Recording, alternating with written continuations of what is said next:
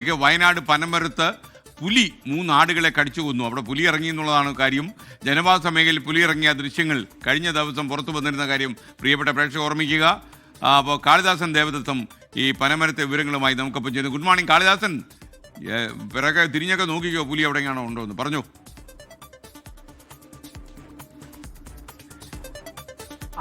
അതിനൊരു സാധ്യത ഇല്ലാതില്ല എസ്കെൻ. കാരണം ഈ പുള്ളിപ്പുലിയെ സംബന്ധിച്ച് ജനവാസ മേഖലയിൽ ഏറ്റവും അധികം പൊരുത്തപ്പെട്ട് ജീവിക്കാൻ കഴിയുന്ന ഒരു വന്യജീവിയാണ് പുലി. അപ്പോൾ ജനവാസ മേഖലയിൽ ടൗണുകളിൽ പുലിയെ കണ്ടാൽ അതിൽ വലിയ അത്ഭുതമില്ല. പക്ഷേ ഈ പുലിയുടെ ആക്രമണം നടക്കുമ്പോഴാണ് അത് ജനങ്ങളെ ഏറെ പ്രതിസന്ധിയിലാക്കുന്നത്. ഈ പനമരത്ത് കഴിഞ്ഞ ദിവസമാണ് പുലി റോഡ് മുറിച്ച് കിടക്കുന്നതും അതും വാഹന ഷോറൂമിലെ വാഹനങ്ങൾ തള്ളിയിടുന്ന ദൃശ്യങ്ങളുമൊക്കെ തന്നെ 24 പുറത്തുവിട്ടത്.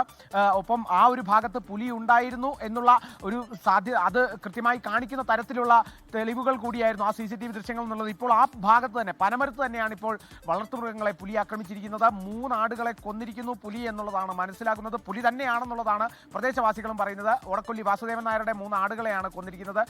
ഈ പുലിയുടെ സാന്നിധ്യം വലിയ രീതിയിൽ ഒരു ഭയപ്പാട് സൃഷ്ടിക്കുന്നുണ്ട്. ഈ പുലി ആക്രമണം തുടർന്നാൽ വലിയ രീതിയിൽ പ്രശ്നമാകും എസ്കെൻ.